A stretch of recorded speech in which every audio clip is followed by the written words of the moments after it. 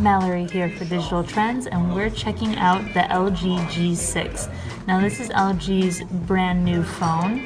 You can see that it has a really gorgeous 5.7-inch display with these cool curved corners over here, which is for improved durability, so that way when the phone goes falling down on a corner, the force is dissipated around that corner, so it shouldn't be breaking or cracking the screen. Now this has an 80% screen to body ratio. You can see that the bezels here are quite a bit smaller than they have been on any other LG phone previously. It's not quite as dramatic an effect as the Xiaomi Mi Mix, but it's still pretty impressive. Now this is running Android 7.0 with LG's GUI on top. And GUI has gotten a bit of a makeover with some new features in here, so that way it looks beautiful and really quite nice on this 18:9 ratio screen. So obviously that's changed a few things. So when you go inside of some of these apps, you can see there's like two perfect squares in the ratio of the screen. So you will see a lot more of perfect squares within the interfaces here. This is right down the center line here, so it looks really nice and everything's very uniform. All the app icons also have these little bubbles around them now, so every icon is the exact same size and height. Now this is actually a new algorithm from LG that's making them look that way. It's all about keeping the UI very simple and very lovely.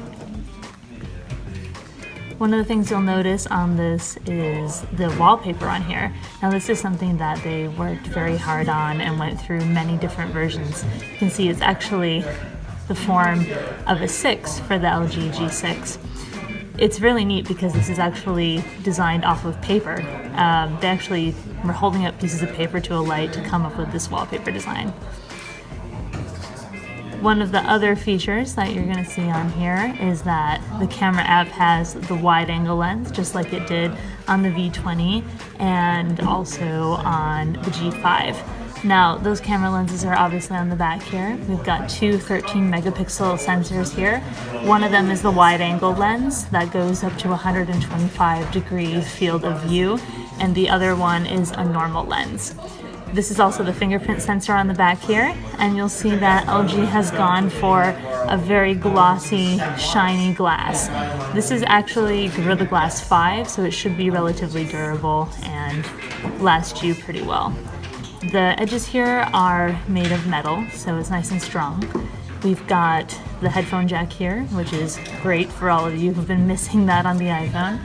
The antenna breaks are further away from the edge too for enforced durability there. We have two separate volume keys and Type USB-C on the bottom along with one speaker. It's a very interesting new look for LG, and it's maybe not as distinctive as LG phones of the past, but it is a really gorgeous phone nevertheless. One of the cooler features that we've got on here is actually this thing called Square Camera. So it's going along with the 2:1 aspect ratio on the phone here. So you can take one photo for the top and another photo for the bottom. And you can make a cool little collage like that. Okay, so now you can see how that would look. And that's obviously a lot more fun with interesting subject matter in the background rather than just us.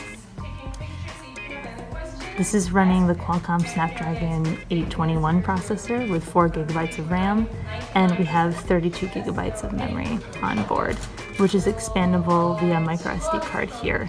Inside is a 3,300 milliamp hour battery, and the US version has wireless charging on board. So you'll be able to juice up that way.